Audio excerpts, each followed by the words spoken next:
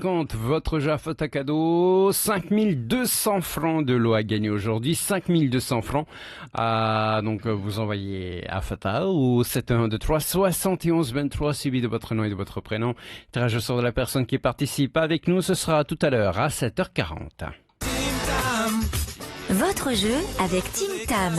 Tim Tam, rien que pour moi. C'est un besoin vital. Polynésie première. Avis toujours à votre service. La preuve, Avis vous présente De quoi je m'y mêle. Ça, c'est du service. Et de quoi tu te mêles De tout. Il se mêle de tout. Notre Lolo Tane. Bonjour Lolo, c'est Bonjour. un mail de Nico de Faa. J'aimerais bien savoir ce que tu penses de la tendance actuelle qui consiste, lors des affaires politiques, à faire le procès de la presse et des médias.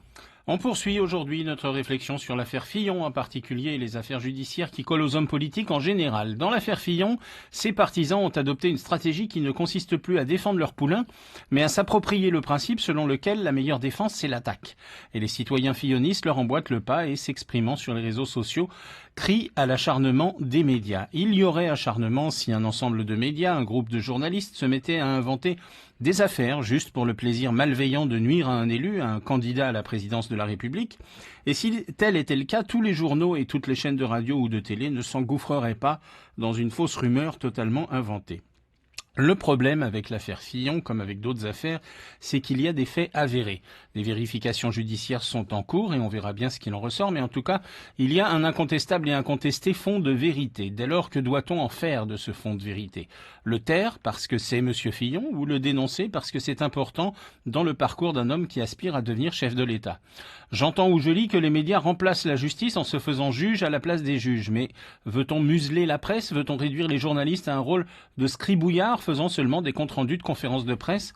On ne doit pas en effet condamner d'avance un Fillon, là on est bien d'accord, mais on ne doit pas davantage l'innocenter.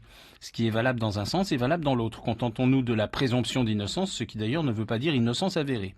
On parle de crise de la démocratie avec toutes ces affaires qui vérolent les institutions, avec ces candidats qui sont mis hors jeu parce que des casseroles bruyantes les poursuivent, mais un autre signe au moins aussi inquiétant de fragilisation de la démocratie, c'est lorsqu'on commence à s'attaquer à la presse. Quand Mediapart évoque Fillon, Fillon dénonce un redressement fiscal de Mediapart. Mais quand Mediapart a sorti l'affaire Cahuzac, Fillon n'a rien trouvé à redire. Là aussi, était-ce ou non de l'acharnement contre Cahuzac qui a été poussé dans ses retranchements jusqu'à devoir aller se justifier dans les médias?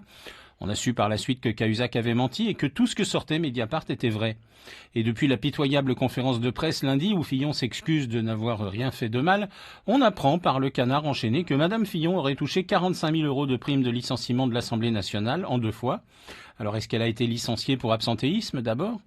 Alors qu'est-ce qui leur arrive au Canard enchaîné en fait? Un nouvel épisode d'acharnement au cœur de la rédaction qui s'est dit « Tiens, inventons un truc bien pourri qui va encore bien enfoncer Fillon ?»